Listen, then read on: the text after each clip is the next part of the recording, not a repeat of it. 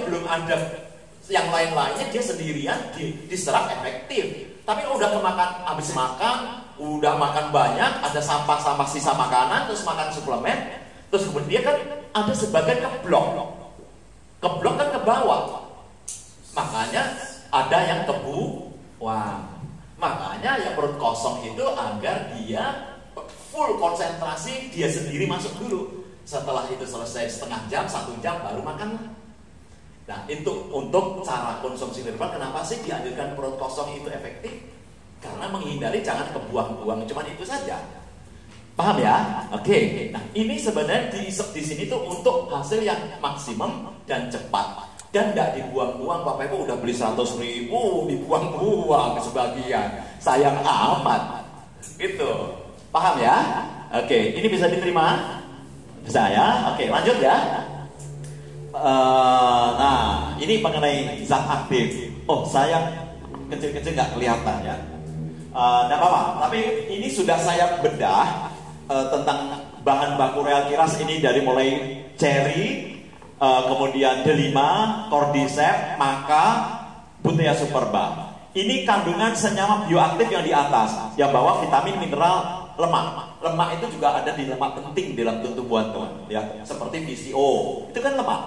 Ya kan, kemudian zaitun, jadi biji zaitun ada lemak juga, ya, namanya olive oil, ya, atau extra virgin olive oil, itu bagus banget. Jadi lemak-lemak di dalam tubuhan, di dalam biji bunga matahari ada omega 3, omega 6. Nah, itu lemak yang baik, gitu. Di dalam beberapa bahan ini, terutama di cordyceps, yang ada oleic acid, palmitic acid, ini juga lemak yang bagus. Lihat, banyak di cordyceps. Nggak heran, dia rajanya TCM, rajanya obat Cina salah satu ya. Oke, nah itu bioaktifnya ada segitu banyak Bapak Ibu. Ya, memang tidak terbaca, tapi bisa dilihat bahwa kandungan masing-masing itu zat bioaktif, atau zat yang punya efek pengobatan memang tinggi, gitu. Nah, tentu lain-lain bioaktif, lain-lain ada yang anti radang, ada yang anti nyeri, ada yang anti tumor, ada yang menguatkan jantung. Makanya seperti di temulawak ada namanya kurkumin, di kunyit putih, di jahe, itu ada zat bioaktif, ya, bermacam-macam. Sebenarnya Bapak Ibu, Allah itu menciptakan di manusia itu udah berserta obatnya, terus nggak ketinggalan. Kan nggak mungkin Allah meleset. Ini menciptakan manusia ini, nanti kalau sakit gimana ini? Masa dikasih dari sono dibawain antibiotik? Kan nggak dibawain paracetamol kan? Waktu Nabi Adam diciptakan kan Allah tidak menciptakan langsung paracetamol, nggak nyiptain antibiotik. Iya kan? Obatnya ada di alam ini, disebar. Disembunyikan di daun, di biji, di buah, di tanaman obat, di sayuran, di mana-mana ini Pak Bu. Vitaminnya ada, karbohidratnya ada, obatnya ada semua. Di akar-akaran ada, di ranting ada. Kita manusia tinggal mencari, memanfaatkan. Ya, apalagi sudah dikasih akal tadi, daya pikir, manusia bisa menciptakan teknologi. Ya, kalau dulu cuma sederhana primitif, sekarang kan diekstrak, diisolasi, diambil yang penting saja. Nah, sehingga apa? Manusia lebih mendapatkan hasil yang maksimal dan cepat, dan fungsi pengobatannya lebih cepat. Itulah gunanya teknologi. Betul ya? Baik. Saya teruskan ya. Ini paling gak kebayang. Zat aktif masing-masing memang banyak sekali. Jadi Bapak sekalian, di dalam tanaman itu banyak sekali kok anti radang, anti sendi, anti bengkak, anti inflamasi. Lihatlah waktu COVID ini, pandemik, semua nyari yang bisa bermanfaat apa ya, gitu ya. Selain lagi dunia lagi mencoba menciptakan obat, tapi kan juga para peneliti herbalis, para ahli-ahli herbal kan juga mencari, gitu. Mencari apa ini tanaman herbal yang pas. Sempat kemarin eukaliptus. Ya, eukaliptus, serai wangi itu ada antivirusnya juga, Bapak Ibu, serai wangi. Gitu. Cuma kan butuh penelitian. Tapi kalau mau dipakai, pakai aja, nggak usah nunggu sampai kualitas toh itu alami. Ya kan? Yang penting kita pakai dengan benar. Ya, mau essence oilnya diuapkan kah, dihirupkan kah, terserah. Ya kecuali Bapak pakai steroid, obat kimia berbahaya, itu nggak boleh awur-awuran. Kalau herbal selama penggunaan kita benar, nggak usah khawatir, pakai saja, gitu. Jadi eukaliptus juga bagus, gitu. Nah, Bapak sekalian, kita lanjut ya. Mengapa khasiatnya Royal Keras begitu sangat luas dan dahsyat? Nah tadi kita harus memahami ini rice grass ngapain aja sih? Kok bikin mual, kok bikin pusing, sakit semua. Di sisi lain bangun gitu ya. Bangun juga tapi sakitnya juga ini. Nah padahal itu sakit itu sementara. Tapi kalau nggak mau ya nggak apa-apa. Ini kan nggak ada paksaan. Mau milih yang nggak ada rasa sakitnya, tapi minum ya gitu-gitu aja. Ayo coba minum berbulan-bulan, ngabisin berapa botol, berapa kapsul, tapi dampaknya ya segitu-gitu saja. Ini nggak enak dulu, yang kayak dipukul-pukul. Saya sudah konsumsi sejak awal, saya pelajari sampai saya buat analisa semua ini, jurnal-jurnal penelitiannya saya kejar, saya sendiri konsumsi langsung Bapak Ibu. Saya awalnya juga masa sih diceritain nggak percaya, karena saya belum pernah menemukan yang sedahsyat itu juga. Tentang healing krisis saya tahu, saya juga pemain kesehatan. Saya dulu impor dari Jepang, namanya Kitosan, kemudian dari natto kedelai yang difermentasi untuk mengatasi penyumbatan, itu ada. Tapi memang yang healing krisisnya sedahsyat Royal Keras saya belum menemukan yang sepadan. Nah saya juga waktu diceritain nggak terlalu, coba saya minum, bener setengah jam kepala rasanya kayak naik gitu ya, kayaknya panas gitu, naik gitu, terus mulai nggak enak di sini, turun gitu. Tapi efeknya ke vitalitas memang dahsyat. Kira-kira saya makan waktu 4 hari sampai 5 hari. Apalagi saya biasa hidup sehat. Pasti buat saya nggak efek lah gitu kan. Ternyata saya waktu bolak-balik dari Jawa Tengah ke ini, tak pukul-pukul di perjalanan, kaki saya mau sholat nggak bisa, malam tengah malam bangun, mau tidurnya enak, duduk nggak enak. Sewakit Pak di otot kayak kojang gitu loh. Oh dahsyat juga ini, tapi nggak lama. Yang kejang itu saya 3 hari, yang nggak enak ini cuma semalam. Hari kedua sudah rendah, tapi efek selanjutnya memang sehat banget, fit, kita bugar, bertenaga bener, dan plong rasanya. Karena stres itu berulang hormon. Kalau nanti fungsi hormon kita baik, kita itu rasa enteng. Ya kan? Jadi yang bikin stres berat pikiran dan keadaan itu Pak nanti mempengaruhi hormonal, hormon stres namanya. Jadi ini nanti merendahkan. Jadi rasanya kita lebih enteng itu memang benar. Itu karena hormon, gitu ya. Oke, nggak usah takut karena ini sebentar. Kecuali minum ini sakit tambah sakit hilang ya sudah, silang masuknya meninggal. Ya udah jangan. Ini sakit udah jelas sebentar, ya kan? Mau nggak bayar sakitnya nggak enak seminggu? Orang bukan diminta sebulan 2 bulan, seminggu, ya kan? Cuti dulu deh, prek kerja deh, prek dagang nggak tahan, seminggu bayar nggak enaknya. Tapi setelah itu bebas, enak, sehat. Atau berbulan-bulan minum yang lain nggak ada reaksi, nggak ada apa, tapi ya efeknya ya segitu, dibandingkan saja. Mana lebih menguntungkan itu kan pilihan, betul nggak betul?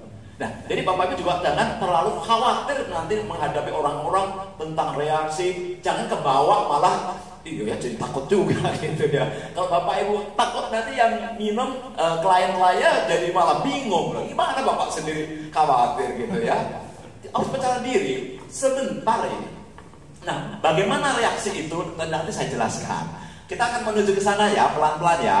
Oke, ini cara berpikirnya dulu. Nah, untuk tahu cara kerja sesuatu masuk ke tubuh, kita harus paham tubuh kita itu kayak apa, didesain seperti apa oleh Tuhan. Kan gitu Bapak Ibu.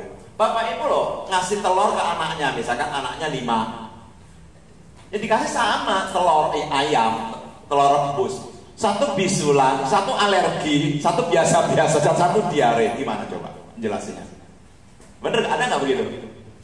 Iya kan sama telur, reaksi badannya beda-beda. Bapak Ibu tahu itu kan? Ya kan? Jadi sama-sama telur saja kok beda-beda. Satu dikasih ikan, semua baik-baik seneng tambah pinter cerdas. Satu tetap kasih ikan dikit aja, waduh bentol-bentol bengkak-bengkak matanya. Ada yang gitu? Nah, contoh alergi. Jadi Bapak Ibu sekalian, sebenarnya reaksi itu adalah cara tubuh setiap orang merespon segala sesuatu yang masuk. Memang lain tubuh lain-lain. lain kondisi, lain punya penyakit, lain punya riwayat, tidak sama. Gitu. Ya, sama debu itu loh. Orang yang makan di jalan, pinggir jalan nggak pakai penutup hidung, kena debu ya cuek-cuek aja. Gitu. Bisa, tapi ada orang dikit kena debu, bersin-bersin, kambuh, sinusitisnya nggak karu-karuan. Asmanya kambuh, setengah mati. Gara-gara debu, lain tubuh, lain-lain meresponnya. Udara dingin, lain tubuh, lain-lain meresponnya. Jadi sebenarnya setiap tubuh itu unik. Cara merespon sesuatu tidak sama. Nah, untuk itu kita harus belajar tentang bagaimana sih tubuh kita merespon zat sesuatu yang masuk. Kalau kita paham, Bapak Ibu jadi tenang dan bisa menjelaskan ke orang lain. Kalau ditanya juga bisa menjelaskan, begini loh. Ya, jadi Bapak Ibu juga tidak terlalu panik, gitu ya. Baik, perlu apa tidak kita memahami tubuh kita, Bapak Ibu? Jelas. Tadi sebelum Bapak Ibu yang lain hadir, 15 menit ada isi waktu saya katakan kan tadi bahwa jangan-jangan banyak orang hidup ini sudah berpuluh-puluh tahun, bahkan sudah ajalnya dekat, belum kenal benar dengan tubuhnya sendiri. Loh, coba dipikirkan. Gimana Pak? Nggak kenal sama tubuhnya? Ya tahu saya ini si A, si B, bukan masalah kenal namanya. Mengenal seutuh-utuhnya tentang tubuh Bapak Ibu dari ujung kepala sampai ujung kaki, dari otak sampai ke pergelangan kaki sampai ke ujung. Pahamkah bagaimana kita diciptakan? Pahamkah bagaimana jantung itu didesain dengan segala macam kerumitan-kerumitannya? Ya, pahamkah kita tentang bagaimana ginjal itu bekerja? Mengapa harus cuci berdarah dan sebagainya kalau ginjalnya rusak atau gagal ginjal? Kenapa kok nggak bisa disembuhkan? Kenapa orang stroke kok sulit sekali sembuhnya? Udah habis miliar-miliar nggak jamin bisa jalan lagi. Kenapa? Waktu muda Bapak Ibu makan apa saja nggak ada yang teriak-teriak. Betul nggak? Mau makan gorengan, mau minyak goreng dipakai 100 kali, mau minyaknya hitam pekat. Iya kan, waktu kecil, waktu remaja semuanya nggak ada masalah. Ya, makan pink setoples nggak ada masalah, makan jeruan sama mangkok nggak ada masalah. Ya kan, minum manis tiap pagi sudah ngopi 3 gelas, siang es teh manis, sore lagi minum apa, nggak masalah, waktu masih muda. Tapi kenapa begitu sekarang umurnya udah nambah? Ya kan, teriak-teriak, jerit-jerit, bahkan sampai bengkak-bengkak nggak bisa jalan kakinya, kan gitu ya. Mengapa tadi? Semua berkaitan dengan tubuh kita dulu bagaimana, sekarang bagaimana, bertambah tua, berubah jadi mana. Yang tadinya baik-baik aja nambah tua, ini kenapa kok jadi para rewelan begini? Ya kan? Sama lah Bapak Ibu, mobil Bapak Ibu waktu keluar dari showroom, motornya lah, paling enggak mobilnya baik-baik aja ya. Ya, tambah tua umurnya gimana? Rewel enggak? Ya rewel juga, apalagi kalau pakainya aur-auran asal-asalan. Bensinnya kotor, oli waktunya diganti gak diganti, ban gundul tetap aja dibablasin aja mobilnya, nanti meletus kecelakaan di tol baru, ya iya bannya gundul, ya masih bisa jalan. Nggak begitu juga, sama tubuh kita. Ini lebih rumit Bapak Ibu. Ya tadi saya katakan dengan Pak Ustadz bahwa mobil nggak punya nafsu, mobil nggak punya pikiran keinginan, mobil nggak ada iri dengan ya, mobil tetangga, mobil nggak ada. Itu aja bisa rusak. Ini manusia ini ada pikiran, ada iri, ada suka-suka, ada stres, ya kan? Ada tekanan, ada ya macam-macam kan, gitu. Ya, sehingga merawat tubuh kita ini kita harus mengenal, memahami tubuh kita ini dengan benar. Setuju apa enggak Bapak? Ngerawat motor aja lo nggak punya pengetahuan bisa ngerawat dengan baik nggak? Ya kan? Ngerawat motor, mobil Bapak Ibu itu loh, kalau nggak punya pengetahuan, nggak bisa membuat mobil Bapak Ibu awet dan enak dipakai terus loh. Apalagi ngerawat badan. Badannya lebih rumit, tadi ada pikiran, keinginan, ada perasaan nggak suka, benci, ya kan? Ada juga nafsu, macam-macam. Ya kan? Itu ya rumit tubuh kita. Itu mempengaruhi semua hormon, mempengaruhi semua ke dalam tekanan darah, mempengaruhi kepada semua sistem di dalam tubuh pikiran kita. Karena tubuh ini kan jasmani, fisik, kemudian pikiran mental, dan spiritual rohani. 3 lapis ini nggak bisa dipisah. Satu sehat, ini sehat semuanya. Tapi ini sehat, ini enggak, udah pasti akan kebawa sakit. 2 sehat, 1 enggak, pasti kebawa sakit. Karena menjadi satu. Betul nggak? Iya. Jadi sehat itu harus 3 lapis ini harus sehat. Gitu. Nah, untuk membuat 3 lapis manusia ini sehat, kalau kita nggak punya pengetahuan yang memadai, kita hanya dangkal, hanya sedikit paham tentang tubuh, makanya akhirnya apa? Kita nggak tahu cara bagaimana mengantisipasi, mencegahnya, merawat dengan benar. Jadi memahami tubuh manusia ini penting, Bapak Ibu. Setuju nggak tapi sampai di sini? Setuju nggak? Iya loh. Dan padahal semakin kita memahami tubuh kita makin dalam, makin mikro sampai atom, itu akan kita semakin mengenal Tuhan kita yang menciptakan kita. Karena banyak keajaiban, banyak yang luar biasa. Sebenarnya kalau kita mengenal Sang Pencipta, kenali tubuh kita. Makin kita kenal, makin kita bedah, makin ke dalam, sampai tingkat atom. Kalau perlu sampai tingkat sudah lebih kecil daripada atom. Itu akan semakin kita memahami itu benar. Makanya katanya saya bilang, saya dulu kuliah di Jepang, IT, tapi saya sudah hijrah ke dunia kesehatan udah lama, dari tahun 96. Ternyata menarik sekali tubuh manusia ini. Semakin mendalami dan semakin jatuh cinta. Dan kita semakin memahami Allah itu bagaimana sebenarnya. Gitu loh Bapak ya. Jadi yuk kita mengenal tubuh kita mulai hari ini lebih terus. Jangan sampai sudah berakhir hidupnya belum kenal dengan benar, betapa ruginya. Gitu ya. Setuju gak? Oke, mengenal ya tubuh sendiri ya. Tak kenal maka tak. Loh, pernah dengar pepatah itu? Iya, masih setuju nggak?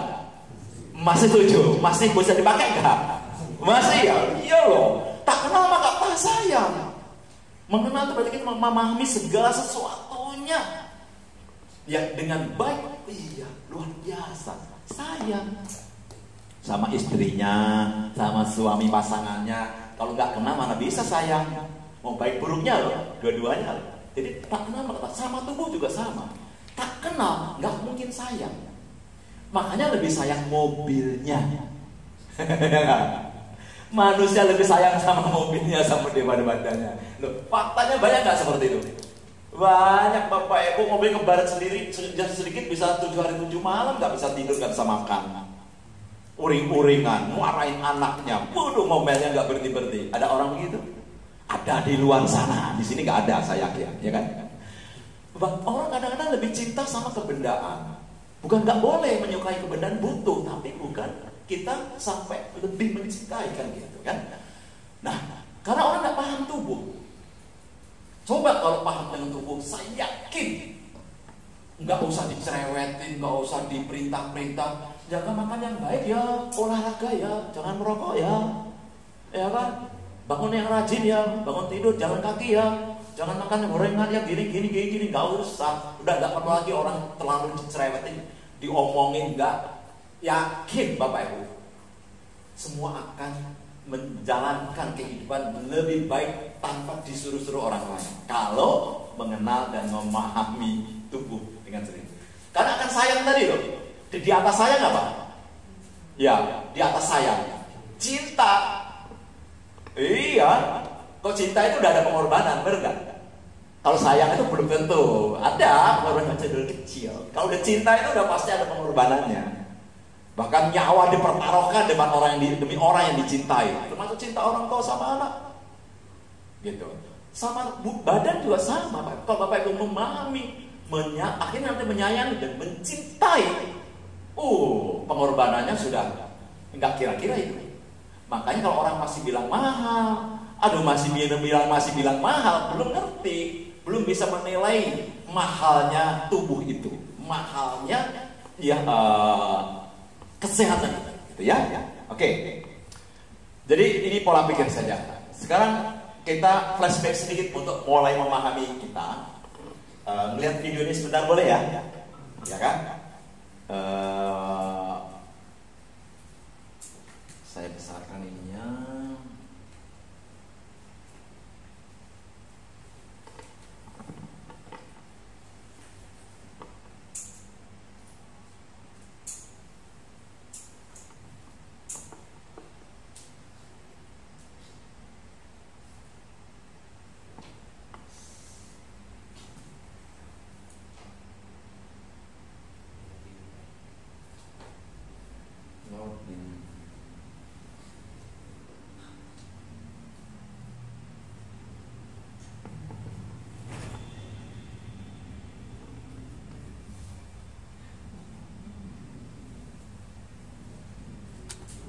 Ya. Agak-agak kecil ya layarnya, warna kecil, tapi kelihatan ya. Apa ini kira-kira yang sedang terjadi? Iya. Oh, ini saya flashback sebentar ya.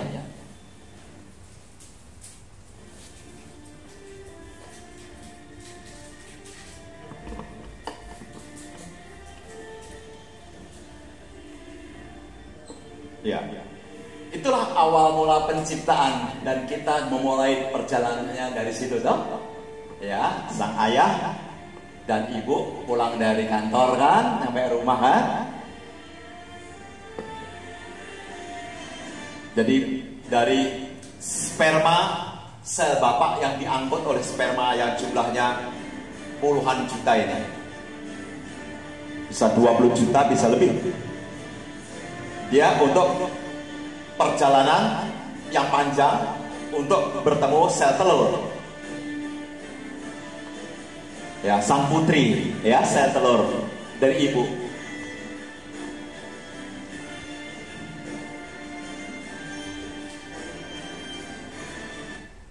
Nah, udah kelihatan itu sel telurnya yang sudah matang, sudah siap jadi manusia kan?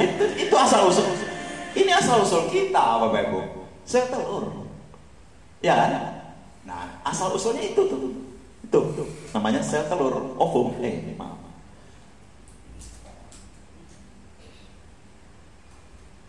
Ya, oke. Nah, setelah satu sperma dari sekian juta sperma, hanya satu saja kodratnya yang berhasil menembus dan membuahi. Meleburlah sel-sel kromosom DNA dari bapak, kemudian bersatu padu dengan ibu, kemudian dibagi, ya kan, menjadi nanti membelah. Tuh, dari satu sel tadi menjadi dua sel. Dua sel jadi berapa? 4. 4 jadi 8. 8 jadi 16. 16 jadi 32. 64. 128 dan seterusnya. Jadi segumpal darah. Terus dia akan sambil bergerak, digerakkan ke arah badan rahim lewat toba falupi, ya, saluran telur. Itu ada semacam rambut, kayak rambut itu. Dia menggiring, arahnya sama ke sana, kompak dia. Jadi dari satu telur jadi 2, 2 jadi 4, 4 8 dan terus. Kita itu mulanya dari sel satu.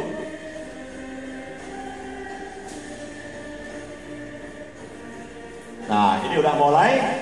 Dia menemukan badan rahim ibu yang sudah menebal, sudah siap-siap menerima nangkap. Disitulah manusia akan dibesarkan sampai 9 bulan 10 hari. Dibenamkan di situ, dibentuk plasenta, terhubung melalui plasenta antara bayi dan ibunya. Betul nggak? Mulai terus membelah dari segumpal darah.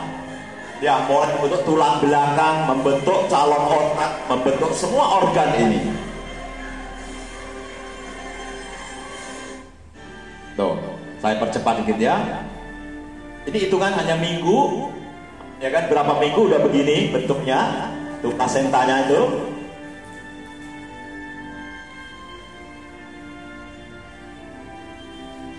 Di sini suara jantung sudah bisa kedengar.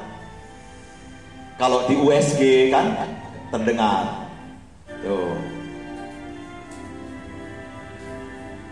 Tangan mulai terbentuk, jari-jari mulai terbentuk, tulang belakang itu.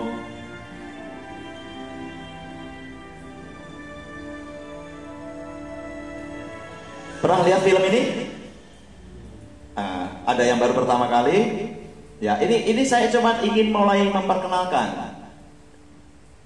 Beginilah kita prosesnya diciptakan. Oke, saya percepat. Bergerak.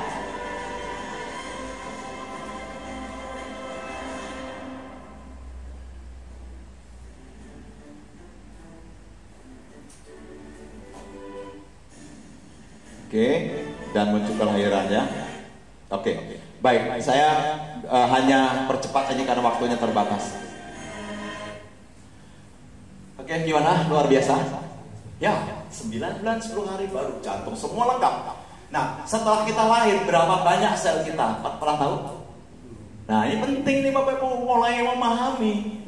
Ya kan, mulai kenal dengan diri kita. Oh, kita itu dari satu sel telur ibu dibuahi Bapak. Terus memberat jadi 2, 4, 8 dan seterusnya. Terus sampai kita lahir itu berapa Pak? Ada yang tahu? Kurang lebih untuk orang Asia 60 triliun. Kita ini orang Asia 60 triliun. Orang bule 100 triliunan. Jadi 1 kilogram badan kita ini kurang lebih 1 triliun sel. Jadi kalau kita ini orang Asia 60 kilo, 65, ya kira-kira 60 triliun.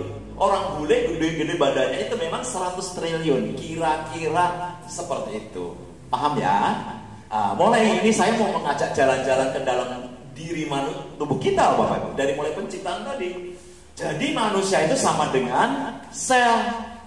Tadinya 1, sekarang 60 triliun. Gitu.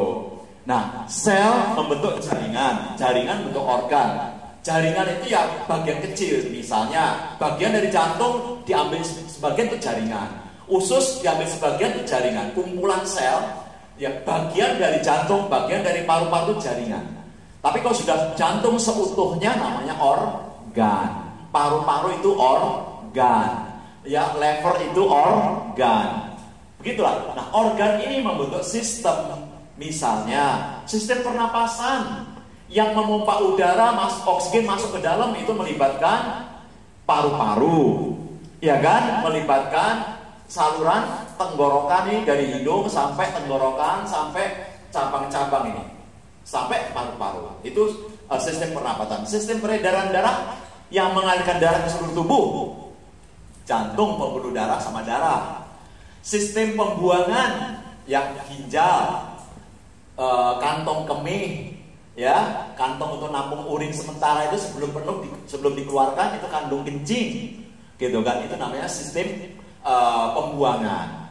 Ya, kemudian sistem pencernaan dari mulai mulut, gigi, kerongkongan, lambung, usus 12 jari, usus halus, sampai usus besar, usus pelepasan untuk pertumbuhan. Itu namanya sistem pencernaan. Paham ya? Jadi sistem itu kumpulan dari beberapa organ membuat satu sistem.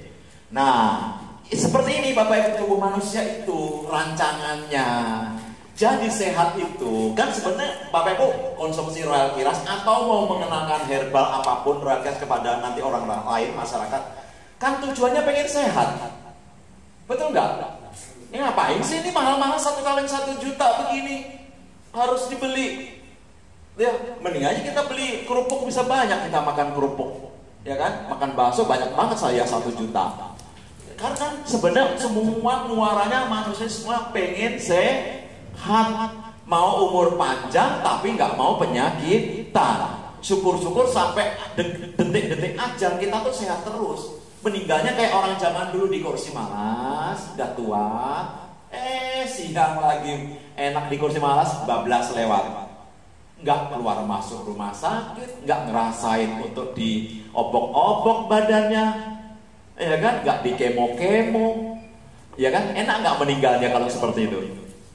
Enak nggak? Enak, nggak pernah sakit, nggak pernah yang menderita, nggak nyusahin keluarga, nyusahin orang lain. Ikan gitu orang zaman dulu kan meninggalnya enak sekali, tidur lewat, gitu. Kan ada usia juga.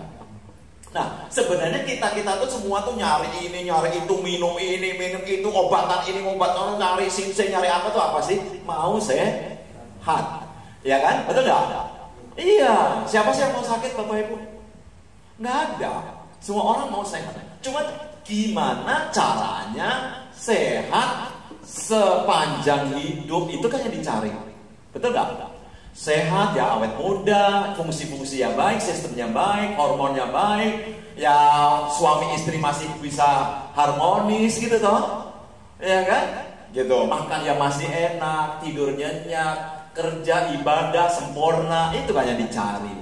Nah, kalau kita mau sehat, tubuh kita sehat, artinya sehatkan sistemnya, sehatkan organnya, sehatkan jaringannya, sehatkan selnya. Jadi yang namanya sehat itu kata kuncinya ini Bapak Ibu.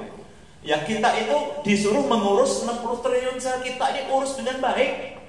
Itu sebenarnya tugas kita. Kita oleh Allah udah dikasih casing. Badan kita ini apa? Casing. Loh bener gak? Casing, rohnya ditiupkan kan? Casingnya suatu saat dibalikin gak? Iya dikembalikan gak? Iya kembali jadi debu lagi kan? Ya. Jadi kita dipinjemin casing selama hidup. Entah berapa lama, itu rahasia Allah kan. Nah, casing ini mau cara ngerawat casingnya gimana, ini loh persoalannya. Iya kan? Lain ngerawat mobil saja perlu pengetahuan, ngerawat motor perlu pengetahuan, ngerawat tanaman di pot aja perlu pengetahuan apa tidak? Apalagi ngerawat badan manusia yang rumit ini. Hari ini pengen gini, besok pengen apa lagi? Udah punya rumah pengen dua. Udah punya mobil pengen yang lebih mewah. Iya kan? Udah punya 1 juta pengen 5 juta. Udah punya 5 juta pengen 100 juta. Udah pengen ngerasain rasanya punya 1 miliar. Manusia memang gak berhenti. Ya, betul gak? Ya. Jadi sebenarnya Bapak sekalian, bukan dilarang. Silakan. Kita tuh semuanya tuh pengen baik-baik aja. Cuman karena belum punya pengetahuan secara cukup, makanya padahal gak bisa ngerawat badannya dengan baik. Akibatnya penyakit berdatangan tadi. Padahal tua tidak harus penyakitan. Tua itu bisa loh tetap sehat, bugar, giginya utuh, enggak ya adalah 1-2 biji hilang. Tua tidak identik dengan penyakitan. Tua tidak harus lemah, enggak berdaya. Tua tidak harus menyusahi orang lain. Setuju apa tidak Bapak Ibu? Setuju kan? Bisa kan? Bisa banget. Pilihan kok. Tapi syaratnya kita harus memahami tubuh dengan benar. Bahkan kita insya Allah akan bisa merawat tubuh kita dengan baik karena kita sayang. Karena kita akan cinta. Kalau udah cinta Bapak-Ibu nggak tega lah badannya kesenggol Asia kena yang merugikan itu udah pasti iman banget, sayang banget, aku cinta banget. Thank you ya jantung, thank you ya paru-paru, thank you ya ginjal. Kamu nggak berhenti mencuci darahku terus, aku sehat. Iya tuh orang-orang di rumah sakit tempat cuci darah, repotnya. Banyak Bapak-Ibu, saya sering kunjungan ke rumah sakit Polri Kramat Jati karena ada klien yang pakai oil keras juga. Tapi ketemu sama saya, fungsi ginjalnya sudah tinggal 4%. Teman-temannya sudah meninggal udah banyak. Ya, tapi alhamdulillah sampai hari ini masih bertahan dan masih bisa makan warung Padang, masih bisa nyetir sendiri. Tadinya nggak bisa. Tapi apakah bisa kembali sempurna? Itu hanya kuasa Allah.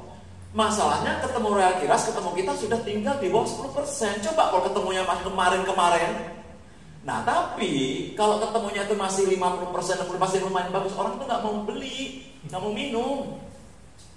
Kalau udah menjelang, maaf, sudah deadline, sudah kritis baru, itu telat. Saya pun nggak bisa janjikan itu. Pak, kira-kira berapa lama bisa? Saya kalau mau ngomong gitu kan nggak enak juga. Maaf ibu, ini tinggal di bawah 10% deh. Begitu kan? Kan nggak mungkin kita jujur begitu. Tapi kita menyemangati terus. Mbok ya, gitu loh, maaf kalau orang Jawa. Mbok ya, kalau masih keadaannya masih itu tuh peluangnya masih besar. Tapi rata-rata kalau belum kritis orang nggak mau beli. Bener nggak Bapak Ibu? Itu tantangan kita. Itu orang Indonesia terutama memang masih coba-coba dulu yang murah dulu, yang murah dulu. Sayang, masih sayang duitnya. Udah bener-bener nyawa, udah bener-bener di ujung tanduk baru. Waduh, berapapun dibeli deh. Percuma, bukan percuma lah. Ada masih menikmati, tapi coba kan. Kalau kemarin waktu ginjal masih 60% ketahuan, mau berkurang. Nah ini penyakitnya. Jadi Bapak Ibu maaf, nanti kalau ketemu klien sebaiknya harus pintar memotivasi ya. Iya loh, kita sini tuh menyayangkan gitu. Mbok ya minum Royal Carson dari kemarin. Udah kepepet, sudah begini, udah susah Bapak Ibu. Gitu. Jadi berangkat dari ini tadi, saya kunci cuma ini kok. Kira-kira bisa diterima nggak ini konsepnya? Kalau mau sehat, ya sehatkan 60 triliun selmu. Seperti gitu, casing ini 60 triliun. Kita tuh punya anggota. Kita tuh punya urusan 60 triliun sel yang harus diurus dengan apik, diurus dengan benar, diurus dengan kasih sayang. Setuju nggak? Dengan kasih sayang nggak? Ya, syukur-syukur dengan cinta dong mengurus badannya. Siapa yang sayang sama badannya? Nggak ada yang sayang ya Pak Ustadz, gimana ya? Coba yang sayang sama badannya angkat tangan. Aduh, terima kasih, alhamdulillah. Oh, tapi kira udah nggak sayang semua sama badannya. Oh, sudah cinta, maaf. Sudah lewat soalnya. Oh, sayang udah lewat, udah dimensinya udah cinta. Oke, kita berikan tepuk tangan Pak Ustadz. Luar biasa. Nah, memang harus, benar harus cinta. The power of love. Loh, cinta itu, waduh sudahlah. Bapak itu udah cinta, ilmu dicari sendiri. Nggak usah nunggu seminar, nggak usah nunggu seminar gratis, nggak usah orang cuak-cuak. Bapak Ibu cari, belajar, gimana sih? Kalau cinta itu akan gitu. Udah gak ada capek, karena penasaran juga. Pasti nanti ada waktunya Bapak Ibu ingat omongan saya. Iya ya, asik juga ya memang gitu. Seru gitu, bener seru. Oke, intinya cuma ini kok Bapak Ibu. Saya nggak mau panjang lebar. Intinya sebenarnya mampukah kita mengajak orang-orang mikirin 60 triliun sel, terus urusan dengan benar, udah uruslah dengan baik.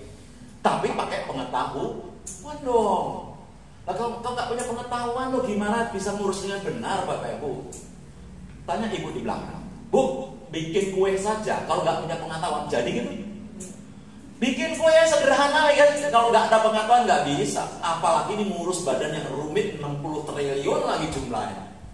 Itu loh pentingnya pengetahuan. Pengetahuan ibaratnya tongkat. Tongkat buat orang buta. Penting nggak? Ya, sama kita orang hidup ini, tongkatnya pengetahuan. Itu yang menuntun kita sebenarnya. Itu ilmu. Oke, jadi ilmu mengurus tubuh. Oke ya. Saya lompat, nanti kalau pengen membaca ini, saya bisa berikan. Materi ini bisa, karena waktunya terbatas. Jadi, kita harus belajar. Memahami saya dengan benar. Terus urus kelola dengan benar. Terus rumusnya cuma ini. Mau di otak-atik kemana ujung dunia Pak? Sebenarnya urusan aku mau sehat, mau panjang umur, gak mau penyakitan, gak mau stroke, gak mau kanker, gak mau nyusahin orang, gak mau nyesel. Di hari tua saya gak mau nyesel. Terus ngapain? Cuman ini kata kuncinya.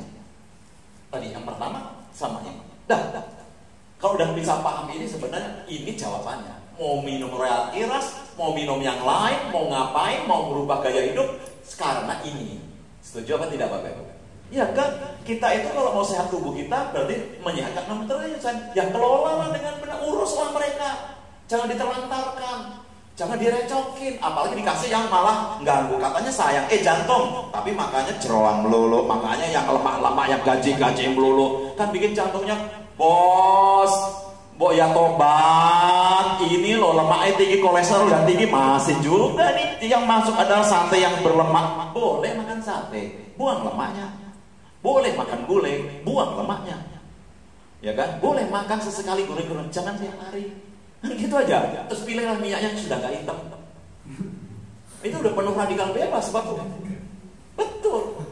Gitu. Itu sayang. Apalagi cinta tadi. Gitu. Bapak sekalian, jadi ini kuncinya. Oke, kita ngebut sedikit. Nah, sel itu kayak gini, Bapak Ibu. Bentuknya. Ini hanya secara dimudahkan manusia untuk melihat saja ilmu biologi ya. Sel kita tuh bentuknya kayak gini nih, gitu. Waduh, Mas ingat-ingat belajar biologi dulu ya, gitu kan? Ya, sel itu begitu. Ada inti sel, ada DNA, ada dinding sel, ada mitokondria. Yang ada ulir-ulir itu germ sel, namanya mitokondria. Disitulah Bapak Ibu energi diciptakan. itu gensetnya, itu rumah tenaga yang sumbernya ya di sana. Ini satu sel, Bapak Ibu punya 60 triliun beginian, disuruh ngurus, itu intinya. Siap? Siap nggak? Siap dong, ya harus siap lah. Katanya cinta, ya kan? Cinta harus diurus dengan benar. Jangan diterlantar, apalagi jangan dirusak mereka. Gitu, Bapak Ibu kasih yang beracun yang ngeracunin aja. Bos katanya cinta kemarin waktu acara. Itu gimana racun dulu? Levelnya trek-trek kalau bisa punya ngomong dia. Nggak ngomong aja dia. Bos, ini yang masuk beginian aja nih. Kacang alamiah kek, yang sehat kek, sayur yang seger kek. Gitu loh. Bener gak? Bagus kan? Oke, sel. Ya. Nanti kalau suatu saat Bapak Ibu mau belajar lebih dalam, ayo, saya siap. Insya Allah, ya kan? Artinya belajar lebih detail. Tapi kira-kira sel itu kayak begini Bapak Ibu. Kalau mau dikupas tuntas satu sel ini aja nggak selesai sehari semalam. Ya, saya tidak kupas hari ini tentang sel. Sudah, ya kan? Sel itu bentuknya kayak gini nih, macam-macam. Tadi kan contoh kalau dibedah dalamnya. Tapi sel itu ada 200 macam sel jenisnya. Ada sel darah merah, ada sel darah putih. Yang kiri ini darah putih. Darah putih aja macam-macam loh Bapak Ibu. Ada monosit, ada juga eosinofil, basofil, ada limfosit, neutrofil, sel B, sel T. Kalau kita periksa darah itu loh, hitung darah itu ada leukositnya, itu ada berapa, kalau infeksi berapa, itu sel darah putih aja macam-macam. Sel syaraf beda lagi, itu sel telur ibu, sel otot, sel tulang, sel sperma bapak, sel kulit, sel. Paham ya? Oke. Nah, Bapak Ibu pernah melihat sel imun Bapak Ibu enggak? Bapak Ibu bisa hidup sampai hari ini berkat siapa? Salah satu. Oke, Allah. Tapi Allah merancangnya kayak apa? Bapak Ibu tidurnya kumpul kebo sama virus sama bakteri enggak di bantal di tempat tidur? Iya, kumpul kebo, ya enggak? Kita itu hidup berdampingan sama kuman, sama bakteri. Sok itu bantal diperiksakan, dibawa ke lab. Wah, itu mungkin bermiliar-miliar Bapak Ibu, apalagi ileran terus gitu kan, jarang dijemur. Ya enggak, tempat tidurnya itu nanti cucunya datang ya diompolin, itu kuman udah bukan main. Ya di air sumur kena bakteri E. coli, apalagi banyak sumur di Jakarta diserang sapi di air. Tapi kok kita bisa selamat? Ini banyak kuman, banyak bakteri juga, belum lagi COVID sekarang. Terus siapa yang membuat kita ini bisa selamat sampai berpuluh-puluh tahun ini? Dia itu. Mau lihat ya? Bapak pernah lihat videonya nggak sel darah putih Bapak Ibu bekerja kayak apa? Nah, ini Bapak belum kenal sama dirinya. Oke, ini. Jadi sel darah Bapak Ibu itu sebenarnya hidup, gitu. Hidup. Oke. Nah, ini kelihatan lo hidup nggak? Dia sedang ngapain? Coba, kalau diamati itu seperti sesuatu sedang apa? Bergerak, iya, memakan sesuatu ya. Iya kan dia. Terus mengejar, ada yang dikejar. Ada kecil yang bergerak kan. Kuman itu yang dikejar. Itu yang hitam-hitam diam itu sel darah merah. Itu bakteri yang banyak itu. Dia makan nggak tuh, coba? Tuh. Dihabisin nggak? Coba. Nah, itu lihat. Dia kecil, tapi dia berusaha ngerogotin yang besar itu. Terus dikeroyokkan itu. Dimakan kan? Habis kan? Nah, ini juga. Itu sel saraf. Bapak Ibu. Nah, ini lagi. Tuh. Ya, seperti amuba. Bapak Ibu. Ini tuh terjadi di dalam tubuh kita. Itu prajurit, itu tentara mikro. Dialah yang menjaga Bapak Ibu 24 jam. Jadi Bapak Ibu punya tentara? Punya? Apa namanya? Sel darah putih atau leukosit. Bentuknya macam-macam. Tadi ada yang bulat, ada yang gepeng, ada yang dia fleksibel, ngejar kuman, makan. Masya Allah Bapak Ibu. Kita mungkin berpuluh-puluh tahun belum kenal sama diri kita. Hari ini saya coba memperlihatkan film ini nyata. Itu di dalam tubuh kita. Ya begitu, itu tentara mikro, prajurit mikro mempertahankan tubuh kita dari ancaman. Kalau ada virus masuk, kuman masuk, bakteri masuk, jamur, parasit, dia yang berperang terus, berpatroli di darah, di pembuluh limfa. Terus dia pos-posnya itu dikejar ketak bening. Makanya kalau disitu infeksi bengkak di selangkangan di sini, betul nggak? Itu adalah kelenjar getah bening. Di sana pos-pos penjagaan. Pos-pos mereka seringkali ngumpul. Makanya kalau radang di sana diserang, bengkak di sana. Di sini juga radang kelenjar.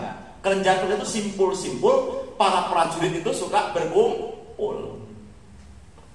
Hebat? Hebat nggak? Sekarang gini, makin cinta sama siapa?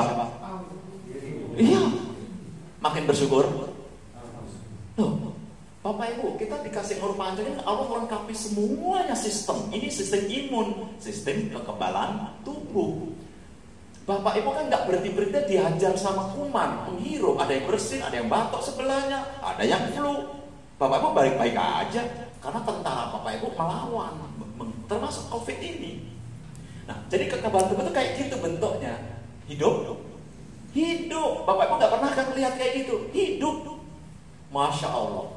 Jadi itulah Bapak Ibu sekalian tentang tubuh kita, ya, sel. Ini salah satu sel darah putih. Oke, kita lanjutkan.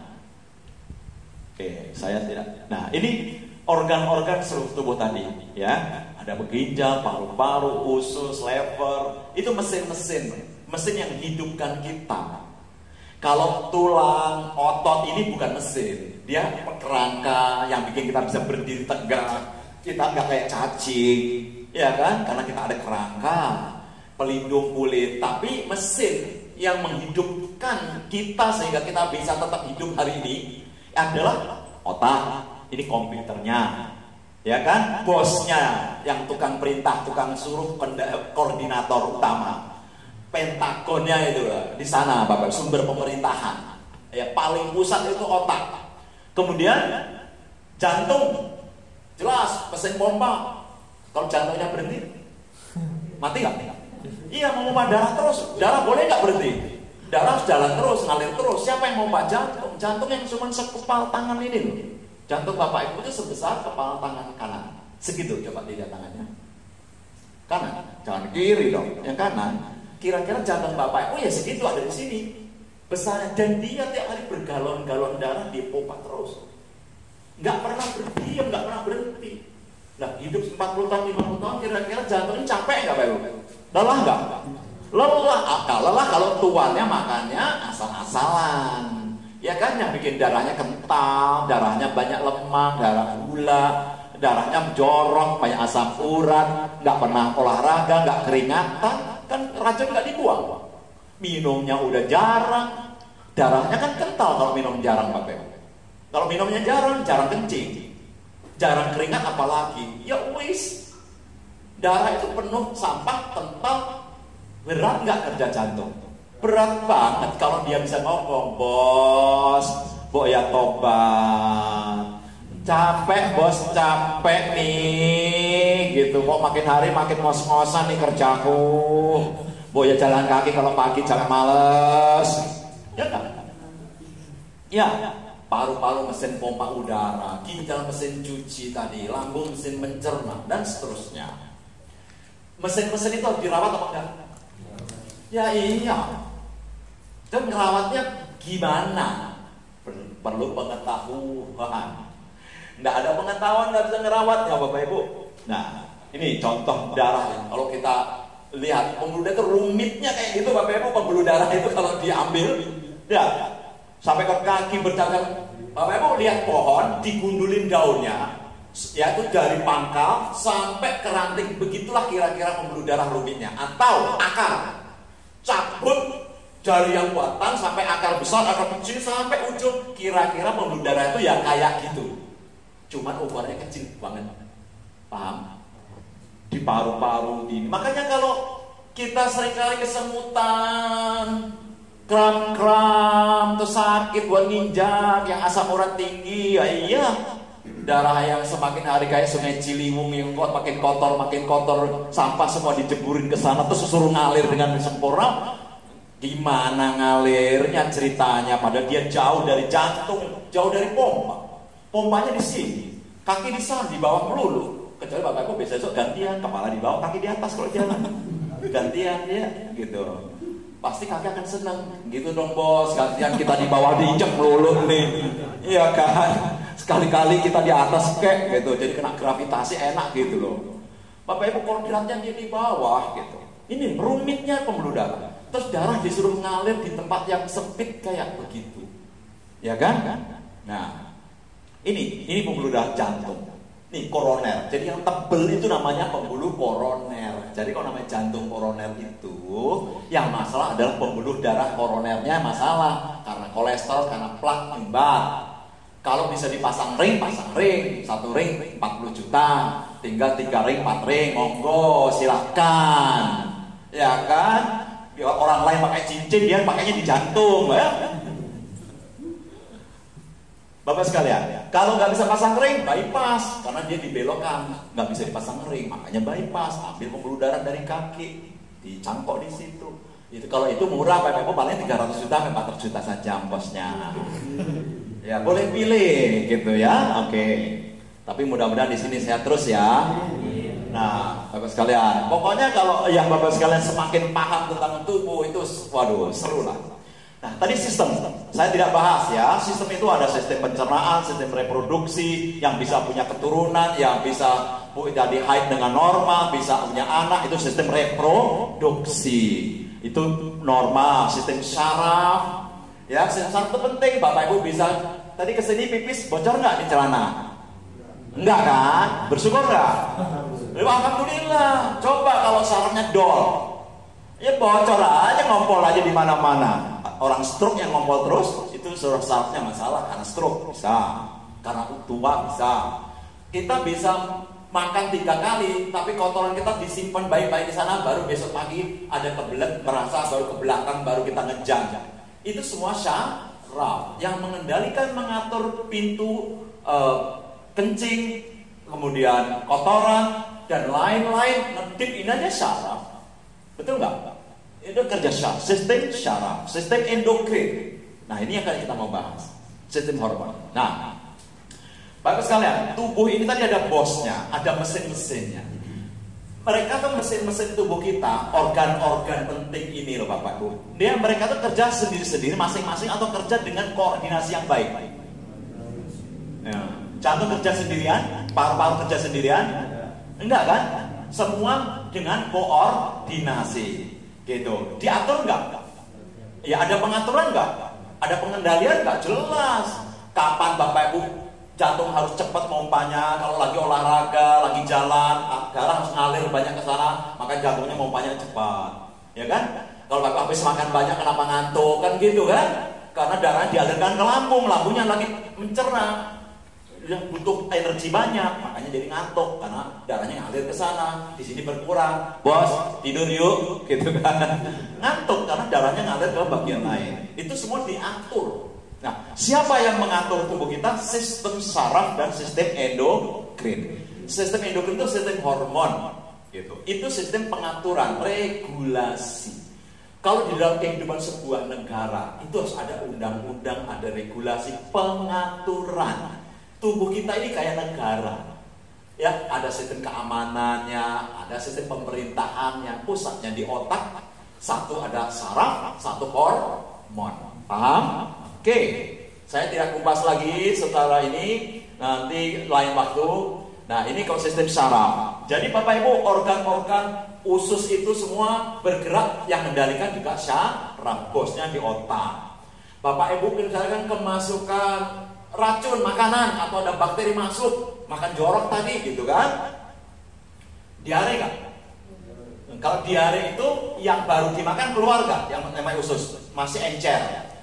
Mengapa? Ususnya tiba-tiba dipacu sarafnya, usus gerak cepat, keluarkan, glontor. Itu maksudnya makanan yang mengandung bakteri racun tadi disuruh segera buang, itu diare. Jadi diare itu proses mempertahankan tubuh dari bahaya. dikuras gitu loh Bapak, karena dia tadi kemasukan racun. Jadi diare itu mekanisme yang baik atau yang tidak baik? Yang nggak baik itu makan racun, makan bakterinya tadi loh. Tapi diare itu adalah mekanisme kita membuang sesuatu yang beracun, yang membahayakan. Itu juga perintahnya pakai syaraf. Sebaliknya macet, sembelit, nggak bisa buang air besar, sarafnya juga tidur terus. Udah penuh berhari-hari, tetap aja nggak dibuang, nggak ada kebelet, udah nongkrong di WC berjam-jam, tetap aja nggak keluar. Itulah orang konstipasi. Syaraf juga, paham ya Bapak Ibu sekalian? Sistem syaraf harus normal, ya kan? Gimana normalkan syaraf? Semua ada caranya. Oke. Nah berikutnya ada sistem hormon. Nah ini yang berkaitan dengan rohani keras. Bapak sekalian, sistem hormon itu adalah sistem pemerintahan tubuh kita. Tapi mekanismenya tidak seperti saraf. Kalau saraf itu kayak telepon. Jantung, buruan, pompa yang kenceng. Ya kan? Usus, cepat. Lambung, produksi asam lambung yang banyak. Bosmu lagi stres. Ya, kalau kita stres, asam lambung naik. Itu saraf semua berkomunikasi. Jadi, kalau saraf itu dari otak dengan seluruh teman-temannya, itu koordinasi lewat jalur saraf pakai listrik. Impuls listrik. Kayak kabel telepon itu listrik, jegan cepat, nggak tunggu lama-lama gitu. Jadi antara otak sampai ke organ itu sepersekian detik udah nyampe informasinya. Nah, yang penting di sini ada endokrin. Endokrin ini sistem regulasi, pengatur, tapi nggak pakai listrik. Dia pakai kimia. Pakai apa? Ya, kimia. Dia sistemnya pakai pesuruh, messenger. Nah, ini menarik Bapak Ibu. Pernah belajar tentang sistem endokrin? Pernah diajari di rumah sakit atau oleh dokter yang nanganin kesehatannya? Iya, dokter nggak ada waktu, sibuk. Bapak Ibu pasiennya banyak banget, apalagi BPJS. Oh, dari subuh sudah antri. Iya, kapan punya waktu ngajarin orang? Iya kan, makanya suruh belajar sendiri. Ini waktunya belajar. Bapak Ibu, sistem endokrin itu sama, sistem yang ngatur organ misalnya. Kalau dia yang diatur kelenjar, siapa? Kelenjar. Jadi kita tuh punya banyak kelenjar, ada beberapa 9 kelenjar lebih. Di pusatnya di otak, di sini kelenjar gondok, tiroid, terus kemudian di belakangnya ada paratiroid. Nah, kemudian kelenjar lagi di sini timus, di sini tempat secapan, melatih dan membesarkan sel darah putih yang namanya sel T, makanya sel timus. Sel darah putih T itu lahirnya di sumsum tulang, tapi digedein, dilatihnya di sini, di kelenjar timus. Begitu. Kita tuh pakai sistem tentara, Bapak Ibu. Sel darah putih yang prajurit yang makan tadi, yang membela Bapak Ibu, yang mempertahankan Bapak Ibu dari musuh tadi, itu juga pakai dilatih loh. Hebat ya, ada tempat pelatihan. Itu sel timus, kelenjar. Kemudian pankreas yang hubungan dengan gula, dia produksi insulin dan glukagon. Itu hormon insulin diproduksi di kelenjar pankreas. Kemudian di ginjal atasnya ada kayak topi, itu kelenjar anak ginjal. Di situ yang mengatur kencing Bapak Ibu kapan bukan kapan keluar, dia konsentrasi kepekatannya diatur di situ. Kencing Bapak Ibu itu sebenarnya airnya kapan banyak dikeluarin, kapan ditahan, itu diatur oleh kelenjar anak ginjal juga. Bapak Ibu kurang minum, itu akan dikendalikan di situ. Atau malam hari biar nggak bocor, nggak sering ke kamar kecil, itu juga dikendalikan dengan hormon. Terus dia mengendalikan juga mineral-mineral lain. Kemudian juga mengendalikan hormon pria, hormon kelamin. Nah, kemudian kelenjar testis yang memproduksi sperma, libido, itu hormon untuk pria. Kalau wanita, hormon wanita itu di estrogen, progesteron di indung telur, ya, di bagian indung telur itulah. Ini sistem hormon. Nah, dia komunikasinya nggak pakai pesawat, dia komunikasinya nggak pakai telepon, nggak pakai listrik. Dia pakai kimia namanya hormon. Jadi hormon dilepas di otak, jalan-jalan pakai darah. Ya lewat darah nanti ngalir begitu nyampe di tempat. Indung telur, kata bos, kamu suruh bikin hormon apa? Estrogen, berapa banyak? Sekian. Jadi ada ukurannya. Jadi dia akhirnya menstruasi, mulai mensubur. Oh, kata bos sudah turun. nggak jadi, nggak bikin anak, ternyata gugurkan, kan gitu kan, menstruasi, ganti hormon progesteron. Jadi yang mengendalikan hormon-hormon itu semua adalah pusat otak melalui hormon yang diproduksi otak, kimia. Ya gitu, komunikasinya pelan. Terus ada ukurannya, misalnya bikin berapa banyak, bikin hormon tiroid untuk apa? Hormon tiroid itu untuk mengendalikan metabolisme misalnya. Orang yang hormon tiroidnya kelebihan, namanya hipertiroid, itu yang orang biasanya bengkak jadi kayak gondok. Itu matanya melotot. Kalau kelebihan hormon itu mengakibatkan dia akan aktif sekali metabolismenya, jantungnya debar-debar, matanya kayak mau lepas, ya itu nggak normal, berlebihan. Jadi kalau hormon ini berlebihan, dia akan memacu tubuhnya untuk selalu produksi energi. Jadi dia akan over dan kurus, nggak bisa gemuk. Kurusnya kurus nggak sehat. Sebaliknya kalau dia jadi kurang, hormonnya lemah, dia akan lamban. Makanya makan dikit aja gendut banget. Gendutnya gendut nggak normal. Gitu. Ada orang yang makan sedikit saja gendut nggak normal. Orang yang gangguan hipotiroid. Kemudian yang mengatur kadar kalsium di dalam tulang itu juga kelenjar ya paratiroid di sini. Jadi ada pengaturan kapan kalsiumnya di tulang sekian, kapan dibuang. Kalau orangnya nggak minum susu, nggak konsumsi suplemen kalsium, harus diambil dari tulangnya. Apalagi kalau ibunya hamil, nggak doyan susu, terus anak bayinya mau diambilkan kalsium dari mana? Bikin tulang, diambilkan dari tulang ibunya yang ngatur semua hormon. Paham ya Bapak-Ibu sekalian? Nah, hormon-hormon itu kendalinya bosnya ada di pusat, namanya di pituitari. Pas di ujung yang kuning-kuning paling atas itu hipotalamus, namanya pituitari, itu bosnya hormon. Masternya di sana. Kalau ini masalah, jajaran teman-temannya, cabang-cabang tadi pasti masalah. Nah, yang bikin masalah apa? Macam-macam. Bisa tumor, bisa ada radang infeksi, bisa karena stres. Jadi kenapa orang stres penyakitnya bisa macam-macam kemana-mana? Stres otak, syarafnya tertekan, depresi, tekanan yang kuat mengacaukan sistem hormon pusat. Namanya itu. Kalau di sini pusat, pasti cabang-cabangnya pusat kacau semua. Makanya apabila stres menyebabkan orang susah punya keturunan, stres darah tinggi akan naik, stres bisa menyebabkan pada kulit juga, stres bisa membuat orang diare, stres bisa membuat asam lambung naik, dan seterusnya dan seterusnya. Hampir semua penyakit bisa disebabkan faktor stres karena hubungannya sistem hormon. Nah, Royal Kiras Bapak Ibu, ingredient Royal Kiras itu sebenarnya bekerja di situ. Jadi yang bosnya, pusat hormonnya tadi, dia yang selama ini bermasalah, dia dinormalkan lagi, dibangunkan. Ayo kerja yang benar, ayo aktif kembali. Jadi dia menstimulasi. Memang zat aktif dari maka, dari cordyceps tadi, terutama dari maka itu akan dia membangunkan namanya kelenjar pusat. Kalau kelenjar pusat bangun, yang teman-temannya jadi bangun. Bangun, kerja lagi. Makanya kelenjar testisnya balik lagi, ereksi lagi, subur lagi. Itu Bapak sebenarnya. Paham ya? Jadi yang dipengaruhi pertama pusatnya. Kalau udah pusat baik, makanya kencing manis banyak orang tertolong. Jadi sebenarnya Royal Kiras itu bukan obat. Dia herbal ini mampu menstimulasi sistem hormon pusat, sehingga hormon-hormon yang lain-lain ini yang saya lemah bermasalah pada bangkit lagi. Cuman gitu aja Bapak sekalian. Sistemnya yang bangkit. Oke? Nah, makanya terus kemudian menjadi merasa kok ini baik, itu baik, asam urat baik, kolesterol turun. Gitu.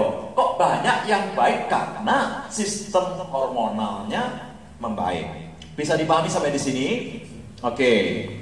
Ya, ini kalau dibesarkan tadi yang kelenjar pituitari ini berpengaruhnya sampai ke produksi ASI, ke kesuburan, ke tiroid, dan ke seluruh organ lain-lainnya.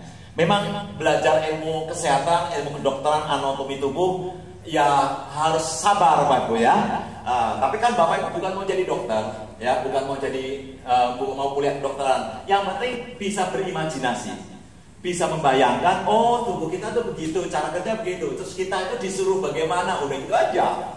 Bapak Ibu nggak perlu ngapalin istilah, kan Bapak Ibu bukan mau ngajar, bukan mau mendiagnosa penyakit orang, bukan menentukan obat, no. Bapak Ibu hanya garis besar tubuh itu didesain kayak apa, bekerja kayak apa, sistemnya kayak apa. Bapak Ibu bisa logikanya masuk, imajinasi masuk. Bapak Ibu besok, oh aku tahu yang apa harus aku lakukan, dan aku tahu apa yang tidak boleh dilakukan. Kesadaran pasti akan timbul dengan sendirinya, betul tidak? Ya, oke. Bapak sekalian, ini pelajaran endogen saya tidak kupas, masih banyak lagi. Nah, di dalam herbal itu ada namanya polifenol. Polifenol itu ada di setiap daun hijau, ada di ubi warna ungu. Polifenol itu zat bioaktif yang ada di banyak tanaman.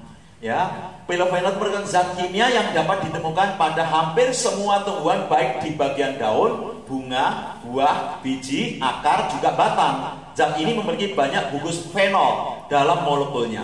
Oleh karena disebut polifenol. Jadi banyak mengandung fenol, gitu ya. Nah, telah ditemukan lebih dari 5.000 jenis polifenol terkandung di dalam tubuh tumbuhan. Ada 5.000 macam. Bapak Ibu nggak usah hafalkan dia. Ternyata Allah menciptakan tumbuh-tumbuhan, biji, akar, di dalamnya ada polifenol yang mengandung obat. Tugas kita mencari dan mengkonsumsi dengan benar. Itu aja sebenarnya. Janganlah makanya yang itu terus. Makanya ayam mentang-mentang ya suka ayam aja dimakan. Ya itu loh, daun-daun itu silakan, bunga itu juga, akar-akar itu banyak obatnya. Oke? Ya. Baik. Flavonoid itu salah satu yang juga, flavonoid itu yang biasanya memberikan warna hijau, warna ungu, ya flavonoid. Itu juga ada 8.000 jenis flavonoid di dalam tanaman-tanaman. Kita yang berikan warna kuning, oranye, warna-warni, indah nggak? Indah nggak? Indah. Sehat itu yang baik, makanlah seluruh warna yang Allah berikan. Jangan makannya warnanya sama terus itu. Makanlah berwarna-warni. Tanya ahli kesehatan seluruh dokter di dunia, makan yang bener itu gimana sih? Makanlah seluruh warna lengkap. Ada putihnya, ada kuningnya, ada oranyenya, ada merahnya, ada ungunya, ada hijaunya. Itu yang terbaik. Makanya dalam satu mangkok makanan ada paprika merah, paprika kuning, ada salad warna hijaunya, kemudian nanti ada jagungnya warna kuningnya, ada lobaknya, ada, pokoknya tiap hari usahakan seluruh warna. Tuhan yang mengecat itu udah capek-capek ya, dicatkan yang warna indah, tinggal makan aja loh, susah amat. Bener gak? Katanya saya. Gitu loh Bapak Ibu. Oke, baik ya. Jadi waktu kita sudah hampir habis. Nah, Royal Miras itu sebenarnya kurang lebih seperti itu. Ya, saya sudah. Nah, ini herbal-herbal yang contohnya banyak sekali. Terutama yang mengandung kayak maka, ini adaptogen. Ini herbal yang memberikan reaksi. Jadi sebagian herbal tidak memberikan reaksi, tapi tidak hanya maka, herbal-herbal lain sebenarnya ada juga yang memberikan reaksi atau tindak balas. Nah, reaksi itu sebenarnya adalah respon tubuh kita mau mencari keseimbangan, Bapak Ibu. Mencari keseimbangan. Jadi tubuh itu oleh Tuhan, oleh Allah sudah didesain selalu nyari keseimbangan. Tadi loh, kalau ibunya nggak doyan susu lagi hamil, nggak mungkin anaknya lahir tanpa tulang. Jadi diutamakan bayi ini harus sempurna, makanya diambil kalsium dari tulang ibunya. Makanya kalau ibunya anaknya banyak nggak doyan susu, ibunya keropos tulang, karena tulang kalsiumnya diambil untuk anak-anaknya. Jadi Tuhan itu menciptakan tubuh itu selalu mencari prioritas terbaik keseimbangan. Jadi sebenarnya Bapak Ibu sakit terus minum sesuatu herbal, itu tubuh sedang mencari keseimbangan baru, gitu. Yang selama ini masalah, ini mulai dibangkitkan, kayak tadi hormonnya diseimbangkan lagi. Yang tadi selama ini malas, dibangunkan, metabolismenya lemah, dibangkitkan, diaktifkan. Yang tadi racun ditumpuk, dikeluarkan. Nah, mengeluarkan racun itu salah satu diare. Makanya kalau minum Royal Miras nanti ada efek diare. Racun-racun yang numpuk di pencernaan itu disuruh dikuras, gitu. Ada efek seperti itu, memang kencing, berasa banyak. Nah, kemudian ada juga ya seperti kita batuk itu kan mengeluarkan juga slang. Ya kan, kita tuh menolak batuk bersin itu kan mengeluarkan virus yang ada di dalam tenggorokan. Paham ya? Oke. Mata ini ya keluar kotoran itu juga membersihkan sebenarnya. Contoh-contohnya. Nah, Bapak sekalian, kira-kira demikian. Jadi yang namanya reaksi atau healing crisis, namanya itu healing, penyembuhan. Krisis itu krisis dulu. Krisis menuju mau sembuh. Gampangnya gini loh Bapak Ibu. Ngerenovasi rumah. Rumah udah terlanjur jadi, direnovasi, langsung enak bisa dihuni gitu. Berkorban dulu kan? Becek dulu, nggak nyaman dulu, apalagi tambal sulam, dananya terbatas. Ya kan, sebagian-sebagian. Jadi renovasi Jakarta, ya kan, dibikin MRT, dibikin ini nggak enak, macet dulu. Itu healing crisis. Dilewati nanti terus enak. Pengorbanan. Gitu, Bapak Ibu gelontorin kotoran yang nyumbat di rumah, udah terlanjur pipanya pecah, sudah 25 tahun lapuk, nggak enak dulu. Ya, toiletnya pecah dulu, bau WC dulu, tapi setelah diganti peralon, diperbaiki, lewat. Jadi sebenarnya healing crisis itu kurang lebihnya kalau bahasa awamnya, tubuh Bapak Ibu sedang memperbaiki bagian-bagian rusak, tapi yang selama ini memang selama ini lemes, nggak jalan, sistem nggak jalan. Tapi dengan rohani dibangunkan lagi, yang selama ini nggak jalan mulai jalan, itu bukan langsung enak. Bapak Ibu buang yang nggak baik-baik itu nggak nyaman dulu Bapak Ibu. Gitu, cuman sementara. Nah, mensiasatinya gampang. Kalau rasa terlalu berat, orangnya cengeng, nggak tahan sakit. Kan ada bapak-bapak itu yang badannya gede, gagah, tapi kalau sakit cengeng. Ya nggak? Beda dengan ibu-ibu. Ibu-ibu udah melahirkan berapa kali itu tahun. Ya, bapak-bapak belum pernah soalnya. Gitu kan. Maaf, orang lain-lain. Kalau memang nggak kuat, dikurangi dosisnya, paling kecil 1/4 dulu. Jadi landai dulu. Jadi nanti healing crisisnya soft, sehingga makan waktu 10 hari, 2 minggu. Nanti ditingkatkan bertahap, baru setengah, baru 1, sampai membaik. Oke? Nggak susah kan? Iya. Kalau misalkan nggak tahan juga 1/4 aja masih sakit, hentikan dulu. Kurang enak, gimana? Hentikan dulu. Oke, nanti seminggu 2 minggu lagi mulai lagi dengan dosis rendah dulu. Gitu aja. Gitu. Dengan begitu telaten, nanti hilang sudah. Nggak bakal selama-lamanya. Apalagi punya penyakit berat, ya, yang punya penyakit berat kadang-kadang gini tadi. Orang sudah kritis, komplikasi, udah bahaya baru beli royal kiras. Giliran belum nggak mau. Tapi kalau udah komplikasi begitu, minum reaksi berat, terus nanti masuk rumah sakit, kita disalahin. Betul nggak Bapak kalian? Nggak enak juga. Mana nih kalau masuk rumah sakit? Pasti panik semua. Makanya untuk yang penyakitnya berat juga jangan dihantam langsung banyak. 1/4 dulu. Yang paling kecil dulu. Karena takutnya nih orang penyakitnya kita nggak tahu Bapak Ibu. Gitu. Begitu reaksinya terlalu dahsyat, dia sampai pingsan nanti salah paham. Gitu. Jadi mulai dengan dosis yang sangat rendah untuk yang penyakitnya banyak. Tapi masih muda-muda, langsung hantem aja 1-2 biji, cepet baik, malah kayak sebentar reaksinya gitu. Ya kalau masih muda-muda ya, itu. Kalau misalnya agak usia orangnya agak ini ya, dosis rendah saja. Dan minum air putih yang banyak, intinya minum air putih yang banyak. Kalau nggak nyaman, misalnya dipakai balurin dengan minyak gosok. Ibu saya begitu, stroke 2 kali. Yang pertama udah sembuh, yang kedua ini agak berat. Terus kemudian ketemu royal kiras, saya berikan 3 hari 3 malam nggak turun dari tempat tidur memang. Ya, tapi saya pulang ke Jawa Timur, saya dampingin, saya tahu ini nanti ibu pasti takut. Ya, saya dampingin, dia suka pakai minyak tawar, dibalurin nyaman. Silakan jualan royal kiras ke orang-orang luar biasa ibu saya, karena saking udah ngerasakan. Dan penyakit waktu sejak muda kayak memori, kayak ini dejavu. Balik lagi, yang dulu pernah sini mau balik semua kayak gitu. Itu sebenarnya kan lagi dibenerin, direnovasi, nggak enak dulu, bukan ditambahin penyakitnya, tapi setelah itu enak. Mana yang lebih baik? Gitu saja. Baik, mudah-mudahan bermanfaat. Mohon maaf bila ada kata-kata yang kurang berkenan. Ada waktu sedikit untuk tanya jawab. Wassalamualaikum warahmatullahi wabarakatuh.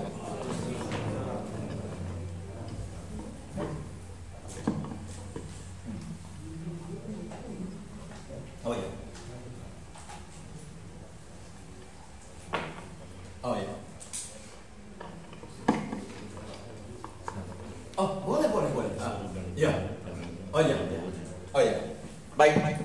titipan nama Pak Dodo, ini ada sampel, beruntung loh Bapak Ibu, ada sampel yang boleh dikonsumsi ya. Sudah?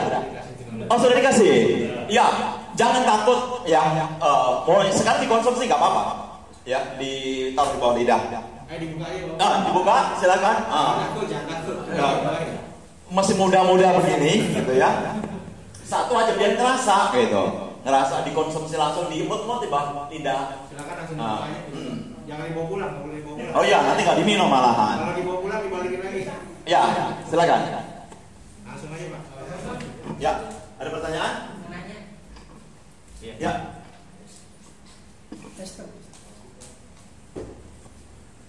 Ya silakan.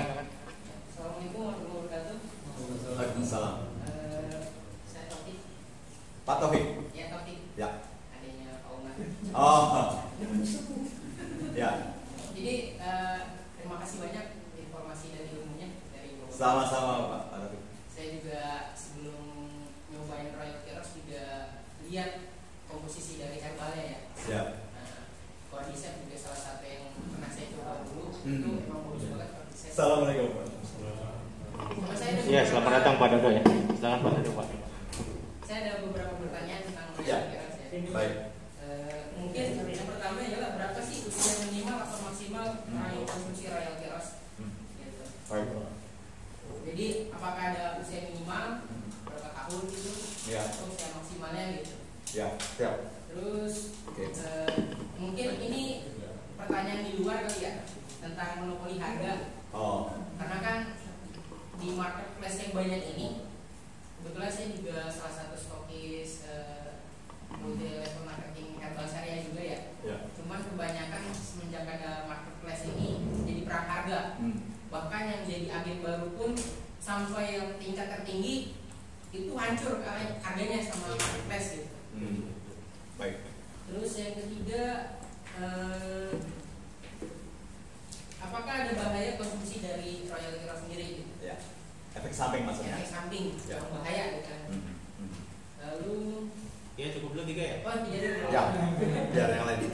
Baik. Ya. Terima kasih Pak Taufik. Untuk mengenai ya Royal Keros tadi, batas umur paling bawah pada dasarnya anak kecil tidak perlu, ya kan? Karena kan sistem anak kecil secara umum masih baik, ya kan? Biasanya terutama Royal Keros ini larinya kan ke sistem hormonal, endokrin, ke sistem tubuh. Sistem tubuh itu kan bermasalahnya biasanya orang-orang dewasa, gitu. Kalau anak-anak kecil dan remaja kan masih sehat, Pak. Kecuali memang ada pengecualian anak remaja dari gaya hidupnya udah awur-awuran kacau balau, sehingga dalam usia yang masih muda atau remaja pun sudah ada kekacauan, itu tidak apa-apa. Jadi tidak ada masalah gitu. Jadi kok berapa batas sebenarnya nggak ada. Tapi bahwa anak-anak itu belum perlu gitu. Kecuali memang tadi anak remaja pola dari gaya hidupnya yang buruk sekali, misalnya doyannya makan minum yang serba semuanya jajanan pabrikan, gula tinggi, sehingga dia di usia yang masih muda udah masalah. Nah itu tidak apa-apa ya. Jadi kalau dibilang usia sebenarnya nggak ada batasan, yang membutuhkan saja. Tapi umumnya orang dewasa umur 20 tahun ke atas, 15 pun nggak apa-apa kalau ada keluhan. Kalau nggak ada keluhan kan belum perlu memang. Nah, batas atas tidak ada Bapak. Cuman tadi orang lanjut usia, misalkan punya keluhan banyak, takutnya kaget, kesakitan minum terus nanti malah akhirnya stres. Kok aku dikasih minum apa nih? Kok bikin sakit semua? Dijelaskan dengan baik, ya kan? Terus dosisnya rendah dulu kalau orang ya tua, ya. Maksudnya kan ingin memberikan agar mungkin keluhannya menjadi enak, baik gitu ya. Tapi kalau reaksi terlalu dahsyat, biasanya orang tua dijelaskan detail pun kan nggak terlalu paham. Makanya diatur dengan dosis minum. Bahkan kalau sekiranya minum seperempat sedang dipantau gitu. Gimana? Apa yang dirasakan? Nggak apa-apa, besok lihat lagi. Jadi telaten ditanya. Kepada customer yang lain pun yang baru awal-awal didampingi, ditanya, disapa. Ya gimana, semalam ada reaksi apa? Seperti apa? Jadi jangan sampai orang udah terjadi berat, nggak ngomong, terus sampai terjadi apa-apa nanti heboh di rumah mereka gitu. Jadi dipantau selalu, ditanya malahan gitu ya. Oke, dan kalaupun orang terlalu berat, hentikan dulu, dikasih jarak lagi, nggak apa-apa juga. Kalau yang berat sekali reaksinya ya, Jadi diselang-seling, hentikan dulu, minum lagi, hentikan dulu, telaten aja. Biar tubuh ini pelan-pelan untuk mencari tadi keseimbangan baru sampai baik. Plus dibantu dengan minum air putih dan pola makan. Gitu. Mungkin selama ini kan memang orang namanya juga banyak ya yang gaya hidupnya nggak sehat. Gitu. Dengan pola makan yang sehat, insya Allah minum Royal Kiras ini juga akan membantu untuk percepatan. Oke. Udah tuh, udah. Baik, kita jeda azan dulu sebentar ya.